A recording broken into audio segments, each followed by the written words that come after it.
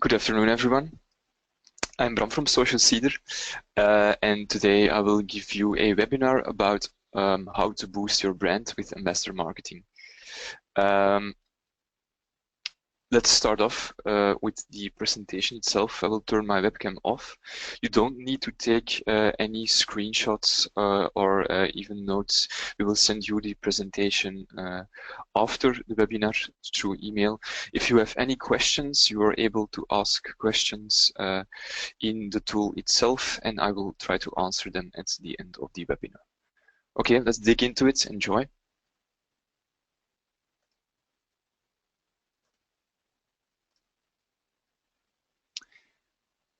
So today we'll be talking about the benefits of boosting your brand with ambassadorship, how to strategize and deploy an ambassador program. Is ambassadorship a good fit for you? Use cases, and we will have takeaways. So first, we'll have a talk about whiskey. I think it's a good idea, on a Thursday afternoon at 1 to have a whiskey. But the story here really is that ambassadorship is nothing new. It always has been there in marketing, and the brothers that created the Maker's Mark whiskey used this in the early days to their advantage. Two brothers from Kentucky created a whiskey, and they promoted their whiskey in their local area, and because it was very local at the time, they had a good connection with every customers they had.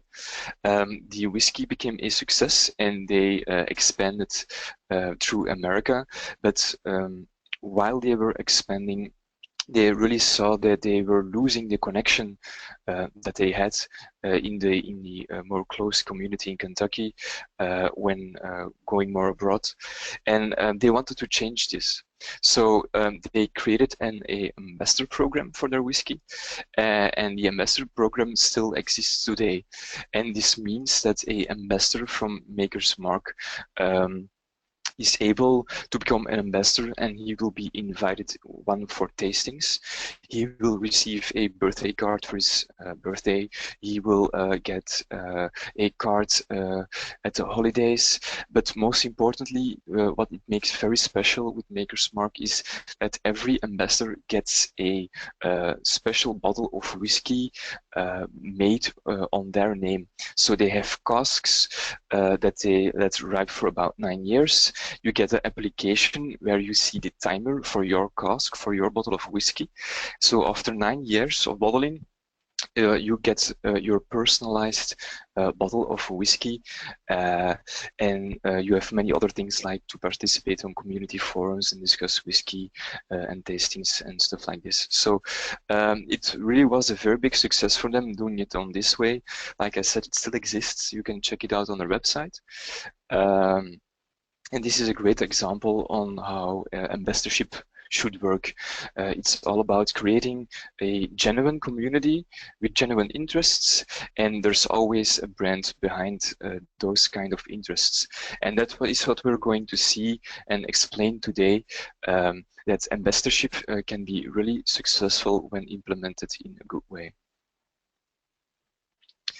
So let's start off with the benefits and the current landscape of marketing today. So we'll talk about the organic reach currently existing on social media and how it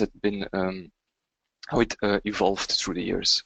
So we measured that on 2012, when a company tries to promote a post to get it to go through organic reach to get it to you, we saw that 16% of the followers of that company got their message. It evolved to 2017. We only have 1 to 2%. It's logical that it's declined in this way because social media tools like Facebook saw a very big potential in this, and they just made a paid version to get the same reach. So currently, if we talking numbers, we see that if you have 50,000 likes on your current company page and you have this 2% organic reach, you will reach about 1,000 people. If we are talking more realistic numbers of company likes, we have 1,000 likes, 2% reach will only give you about a 20% reach. So then we get to the question, do you still believe that people watch traditional ads? Now, I think what it's important in this kind of webinar is that you place yourself as a human being, not a marketeer, not a consumer, but just somebody with a general interest in their current hobbies or passions. And when I reflect on, do I still watch traditional ads? I'm honest, maybe sometimes if I get a video that maybe interests me on Facebook, but I don't really look to ads. I don't even click on them. I really skip them. I learned to skip them when I scroll down my social media. I automatically already filter out this kind of ads. So I think it's important to find a new solution to this. And some research showed that the best way to get trust of your potential fans or make people check something out for you is by recommendations from other people I know. And again, for me, this is especially true when I see my best friend posting something on Facebook. I will definitely check it out. Yes, more or less the same interests than I have. So if it's something that I like too, and he posts something about it, it's a really big chance I will click on it. So that was number one. The consumer opinions posted online is only a step away from this. Again, these are people's recommendations. So I think recommendations in general, like genuine recommendations, are really valuable this day and age. So again, going back to these ads, we see that if we ask those people, do you trust the current ads on social media, only 36% says, yeah, I completely trust them and I would buy something based off on an ad. If we go further, then we see that the recommendations, if you ask people what do you trust or who do you trust, that 92% says recommendations from people I know. So again, people trust people. That's what we want to try to do with ambassadorship. Ambassadorship is, or ambassadors themselves are not just a tool to spread your message. Ambassadorship, again, is about creating the right setting, a setting comfortable for a brand and comfortable for its fans. It's also a two-way conversation. And from this setting, the result will be that people will like you and genuinely want to post your messages. So let's compare this. We had this graphic for the organic current reach. Let's try this for ambassadorship. So if you have 50,000 followers, 2% organic reach, we still have 1,000 reach. If you use ambassadors, we have 5 people. They have a reach of 317 peers. You will have a result of 1,500 people that will receive your message. So it's quite the difference. A quote from Joey Tripodi from Coca-Cola, Chief Marketing Officer. Awareness is fine, but advocacy will take your business to the next level. So I think that's indeed a nice quote. Awareness is just giving people the potential to let them know you exist, but they can't engage with you, they can't relate to you. And that's the thing you want to do. So maybe you're thinking, okay, we already have this today and it's called influencers, and you're partially right. We have influencers and then we have our ambassadors, which I will call now micro-influencers. So who are influencers? When I think personally of influencers, maybe think about a George Clooney that sells Nespresso. And if you then check his profile, he's well paid to be a influencer. So it really, for me, undermines his honesty and his genuinity. I believe he even doesn't drink an espresso, but again, still, I wouldn't feel compelling to buy something from an influencer. Now, I said about micro-influencers. Micro-influencers are currently also active. These are the people that already share social media messages from brands to show to the world that they are maybe a thought leader, or that they have a very genuine passion. And you see this a lot on Instagram. A lot of girls, for instance, start a makeup Instagram, and they share their passion of makeup and experiment themselves. And these and of course this makeup comes from brands, so they buy it themselves. They don't get paid for it. They might even convert to the big league influencers, but then again, they convert because they have a big reach, and it's not about reach, it's about relevance. And that's the big difference. I think micro-influencers are much more trustworthy and honest and have a greater impact than the current big league influencers. So what is the effect of one ambassador? So of course, Social Seeder has a tool, so we are able to measure this. You see that an average ambassador shares about on 1.8 networks. So this means when they are willing to share a post, they almost do it always on 2 channels. The reach we see per ambassador is about 317 pairs, and it influences the network of the ambassadors for about 5% to click on the branded content. An ambassador is an internal or external person who loves to spread the word about your brand on a voluntary basis. A few things here are very important. We see internal and external person. So yes, an ambassador can be internal and external. There's a big difference. I think when you want to start an ambassador program, it's the most easiest to start internal. Why? Internal people are already interested in your brand, or they wouldn't be working for you. They are willing to already share what's going on in their current lives, working-wise, of course. There are a few other advantages that I will tell you in a bit, but it's very different than from the external people, because external people won't become an ambassador for your brand name. They will become an ambassador for the theme that your brand is bringing. To give you an example, again, a personal example, if I would be asked to become an ambassador from Sony, then I probably would say no, because Sony doesn't really interest me. But if I would be asked to become an ambassador from the music that Sony produces or the games that Sony makes, that's a very different thing. And then I would say, yeah, because games interest me, and then I would become an ambassador.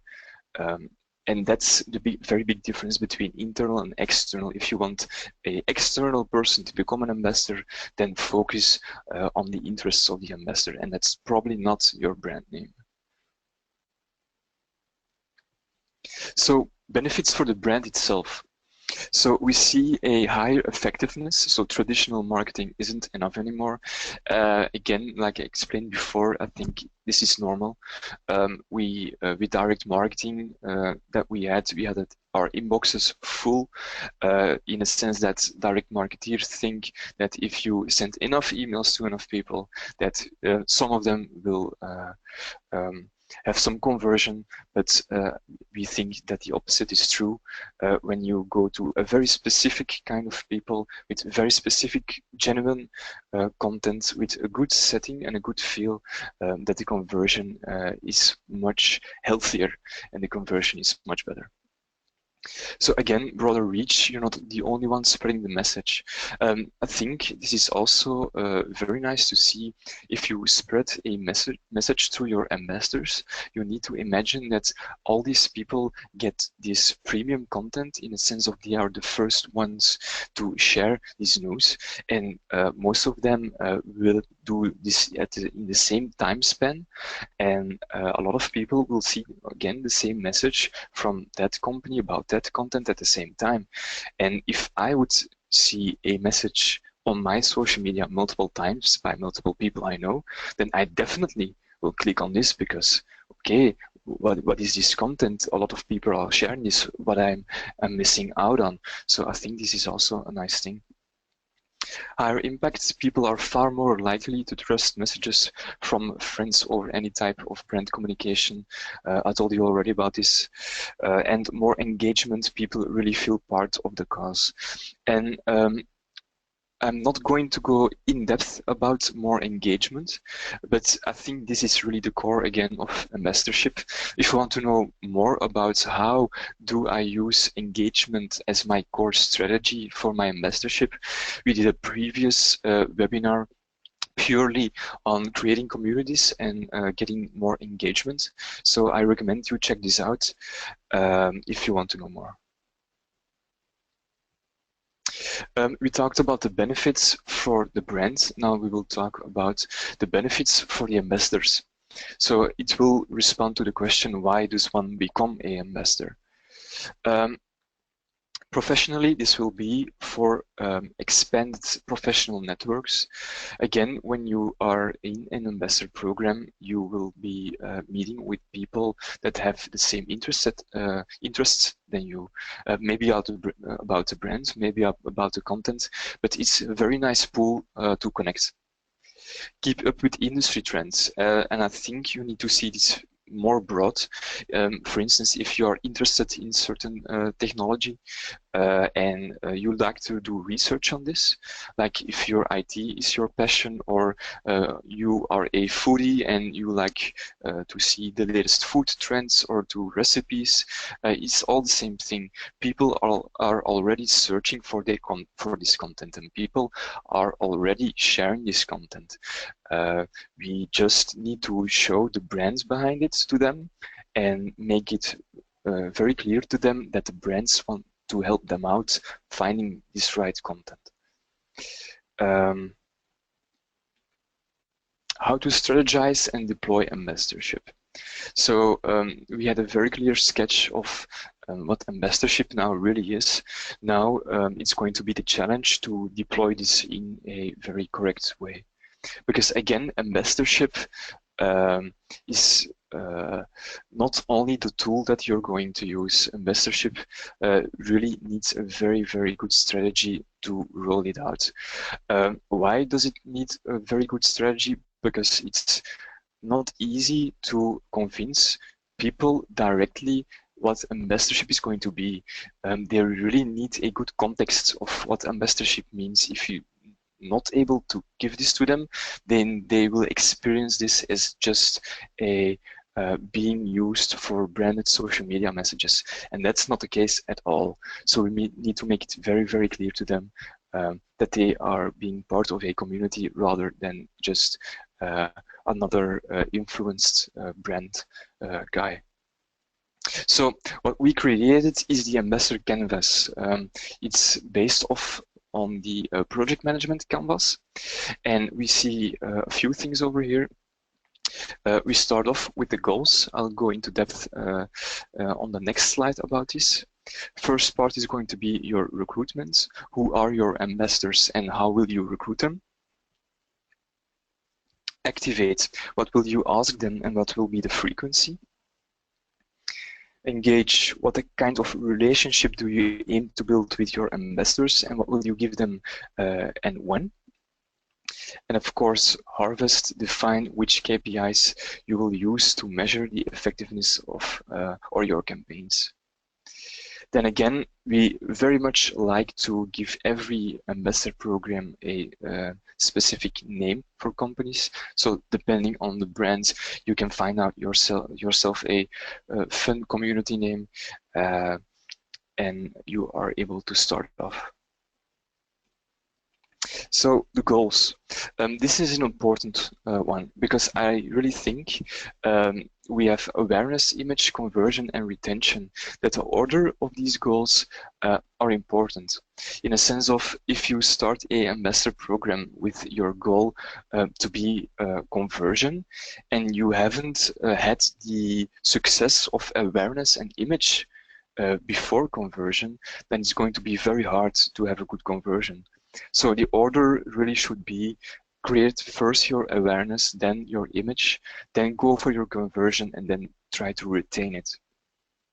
So awareness is making people aware of the organization and giving them an opportunity to buy. Image will be about creating a brand image and a personality for your organization. Conversion is about compelling people to buy for the first time and become a paying customer, and retention, again, compelling existing customers to continue buying. So when we start off with ambassador programs for our clients, we try to measure first how far they are with awareness and image, and then try to see at a later stage for conversion and retention. Again, ambassadorship is a long-term plan. It's not something you do in 2 weeks, in 3 weeks, or even a month. Trying to get the right awareness out through your ambassadors and set up a good strategy and stuff will take at least 4 to 6 months at the first period. And then again, we can go forward with your goals like image and conversion. You already have ambassadors, even if you don't know it yet. So who are your ambassadors really? We see a few things within the people that work for you and the fans you have. So first, we have your latent ambassadors. So these are the people that give you a like on social media, that follow you on social media. So these people are pretty passive, but they are still some kind of way interested in you and are connected to you. So what we are willing to do is to take these latent people and convert them to active people. So we're going from passive to active. And how do we do this? It's just a matter of asking. And this asking is just the question, do you want to be an ambassador? Of course, again, like I told you before, there is a lot of context going on over here in this question. It's not just asking the question, but you still need to ask. In a later stage of ambassadorship, we will go even further. So we start from passive to active, and then from active to even more active. So we see that this person from I like to I share, from I share to I act, in the sense of acting will really be participating, giving feedback about the content. What do you like? What don't you like? These kind of things. And then the ultimate stage of a ambassador, and we really call them power ambassadors, is I feed. A lot of companies already have them. People that, as an ambassador, give you the content that they think that could be valuable to you, maybe even think out whole campaigns. These people already exist. Some brands are in this stage, and it's being used very effectively. But it takes time, again, to follow the whole timeline. Types of ambassadors. So when you start out with ambassadorship in your company, it's important that you speak to every stakeholder within the company. Like we said many times before, ambassadorship isn't really only a marketing strategy, it's a company strategy. So this means that ambassadorship can be used not only for your marketing, but also for your HR, also for your general employees, also for your upper management. So I found a screenshot of 81 types of employees, and I chose 3 of them. I chose for the breezy sales rep. So these kind of people, they are maybe not that interested in the brand its ongoings, but they are very, very interested in all the thought leadership content or the very branded content that they can share on their social media for social selling. So that's an interesting take to have on it. The incompetent manager. So again, very important. Not everyone is social media savvy these days. So maybe social media training is needed before you start with ambassadorship. And then we have the shaking newcomer. I think this is a nice example in a sense of if you have a ambassador program and a nice community within your company, and you are new to a company and you are welcomed to this new community, and you really feel that you belong to something, and that you really the day that you set foot in this new company, that you already can connect with your new colleagues on a very fun way. I think that's a very important thing, and I think ambassadorship really helps with this. So the fuel for your content, it's going to be about human interests, maybe expertise, top topicals, local content, nostalgia is a very good one, product marketing, still behind the scenes things, anticipate actuality, news, and third-party content. So what you want to do is once you have a very clear idea on who your ambassadors are, you are going to choose the right content for them. And again, this content, 9 out of 10 posts should not be about your product. And that refers back to what I said earlier, the difference between internal and external people. I think internal ambassadors can handle a bit of branded content, but really not all the time, because if you only will receive branded content, then again it will show that these ambassadors are nothing more than just a post farm, and that's not what it is at all. So I think branded content should be for those people that want to do social selling and others. But the content that I personally like to receive from a company, also from Social Seeder, are the thought leadership posts and the thing that interests me within marketing and fun stuff, of course. So let's take a look at some cases.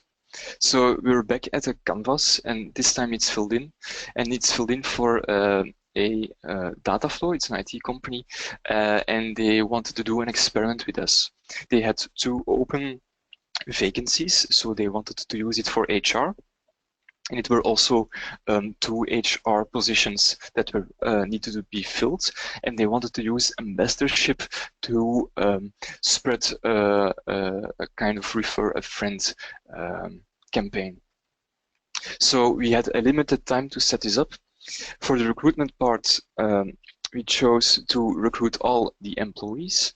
We were going to send email invitations to ask them to become ambassadors and give the context through coffee talks. So offline, the context was given what it's going to mean to be an ambassador and what it was for. Activate, we would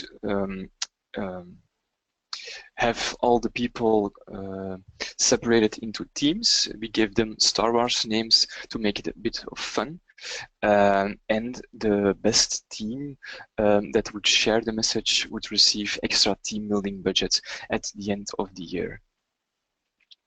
And the goal, of course, was to hire those new colleagues.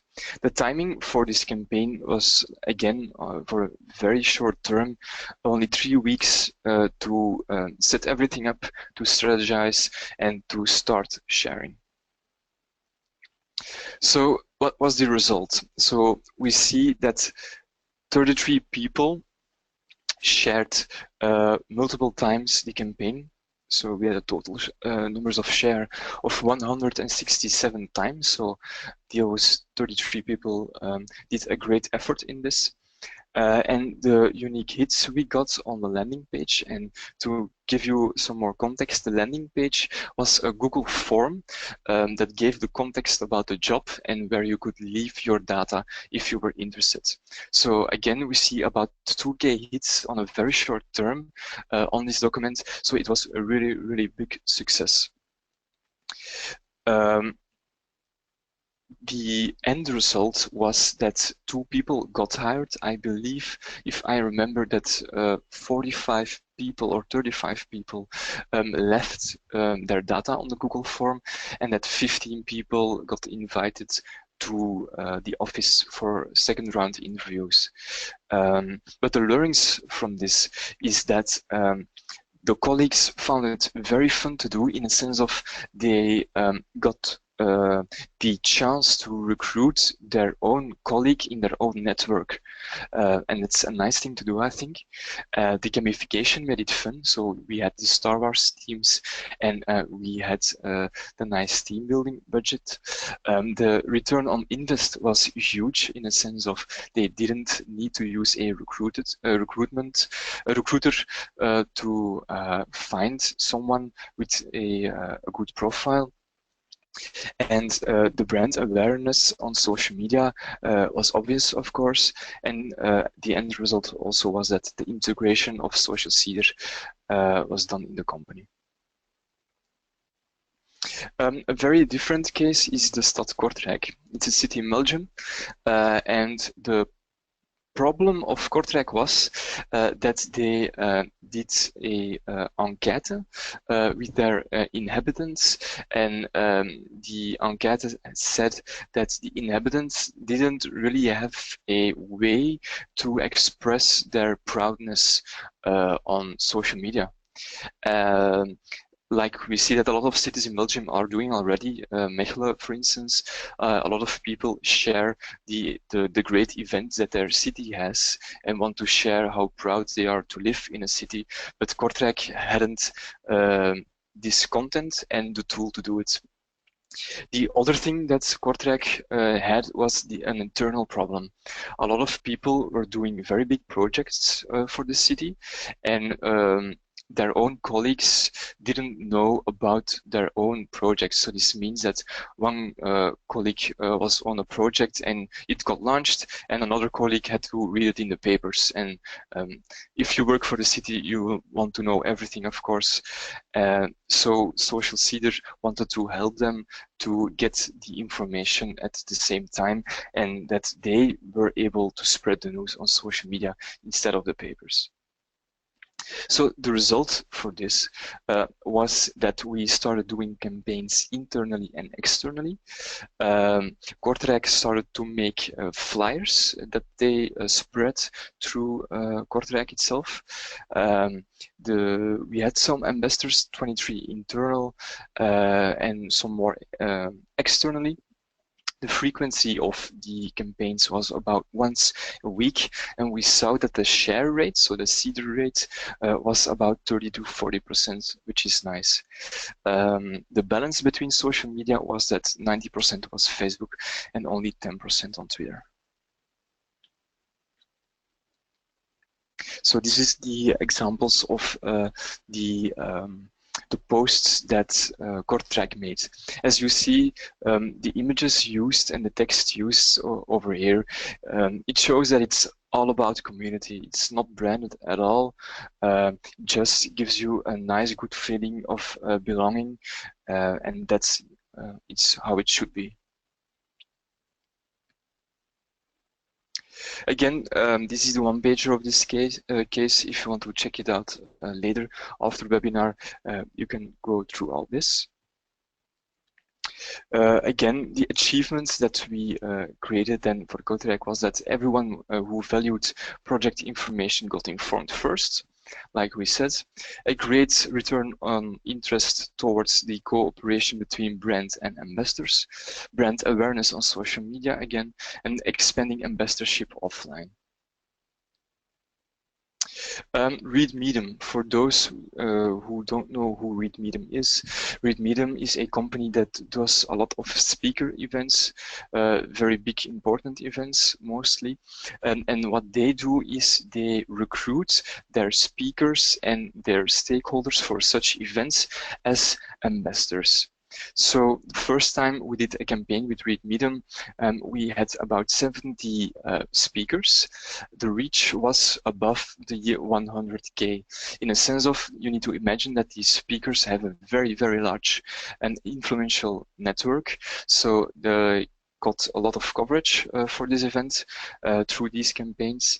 And then we saw that 745 people reach per ambassador, and the platform average is only about 317. So it was a very nice case to have. And the ambassadorship afterwards was auto-populated. So this means that for every event they had of course a landing page to subscribe, not only to the event but also to become an ambassador at the same time. So every event was auto-populated through our Social Seeder recruitment list for every campaign. Our last case is from the Belfius Bank. This one was for employee advocacy, so we only worked with the internal people here. We had about 1,000 ambassadors. The frequency for them was about once or twice a month, with a very big sharing rate of 30%. The social media channels used most commonly was 55% Facebook, 15% Twitter, and 30% LinkedIn.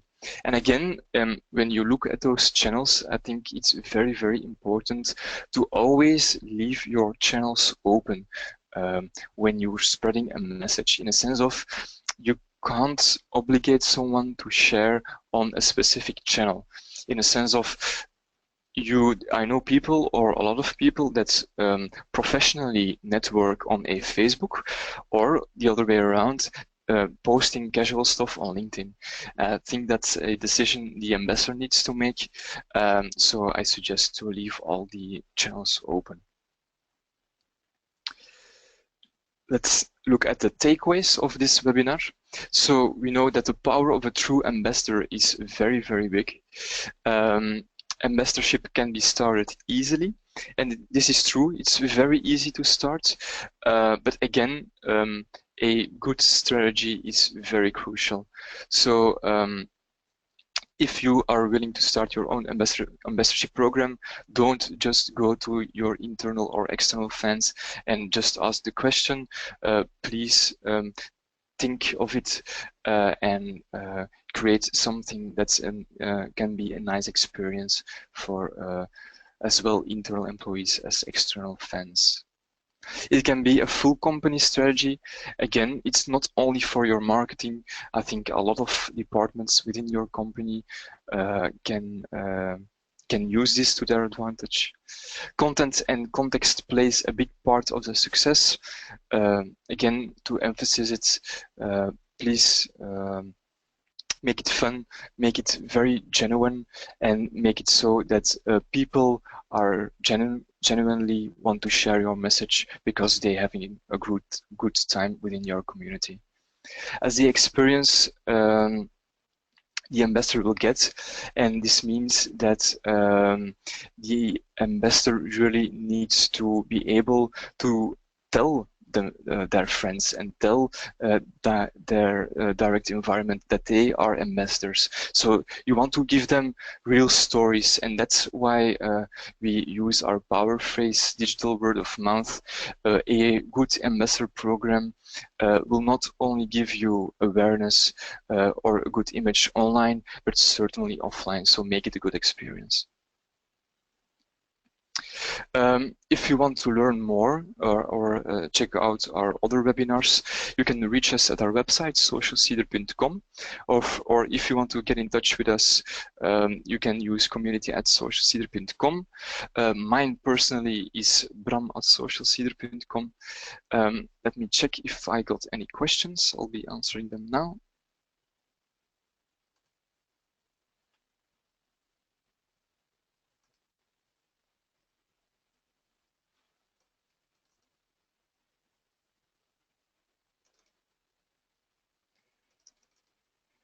Are there any numbers available on the percentage that gets organic reach shared on a personal profile instead of a company page?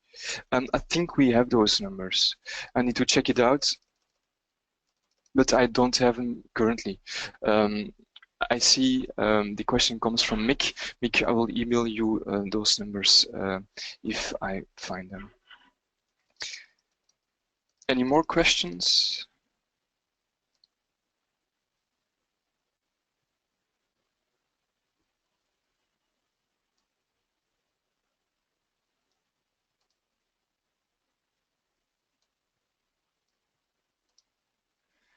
Okay. Is an audit needed to be performed in order to know our awareness status? I don't think there is an audit necessary. I think when you have a marketing team or the team that is currently doing your marketing has the best perspective on how well you are doing awareness-wise. I think it's a general feeling really that you need to check on. But I don't think an audit is needed. You can just ask the question, of course. You can experiment with this. If you see there's a lot of engagement on your social media, if you have a lot of likes or followers, then I think your awareness is pretty okay. If not, then I would take awareness into account in your strategy.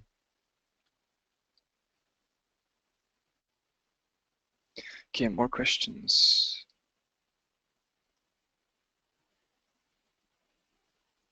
What's the cost of a game development as in the first case, and it's included in the fee? Okay, game development. It doesn't cost a thing really, in a sense of that all the gamification that we do is just a creative idea with the tools that you currently have. We don't have any specific gamification tools in Social Seeder. We do have a leaderboard, for instance, which gives you an overview on which people share the most for you or got the most hits. But the gamification part, to make it fun and to work with it and to create the idea is just creativity and has not really to do with the platform itself. But maybe to extend this, we, as Social Seeder, I don't want to talk too much about Social Seeder because it was the webinar is really about ambassadorship.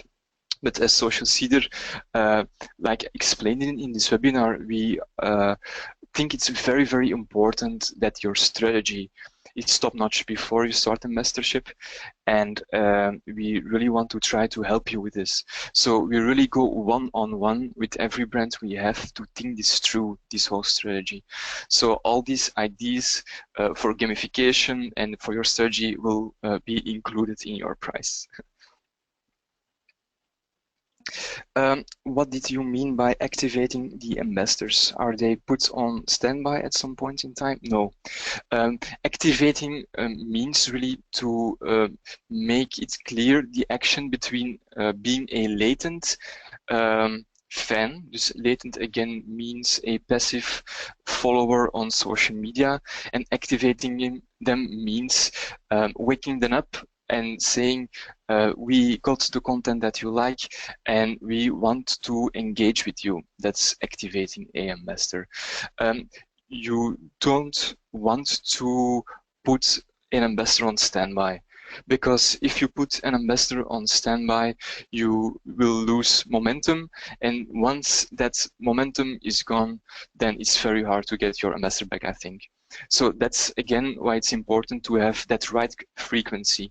You can start out with 1 or 2 posts, maybe a month if you're new to it, or if you don't have the content for it, 1 or twice a month is enough. But if you are doing this, then please keep it up on that frequency.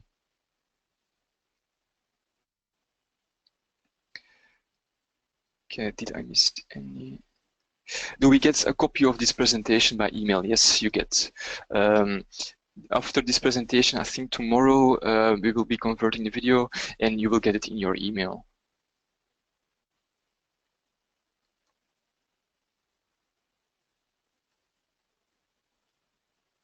Any more questions?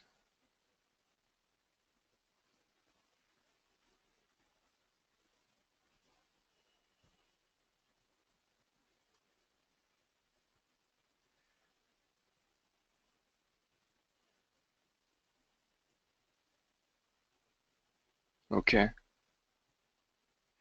Okay, if there are no questions anymore, then I very much thank you for joining me on this webinar. Again, if you would come up with a question after viewing this again, please let me know and I will answer as quickly as possible. Enjoy your day and I will see you in next time. Take care. Bye.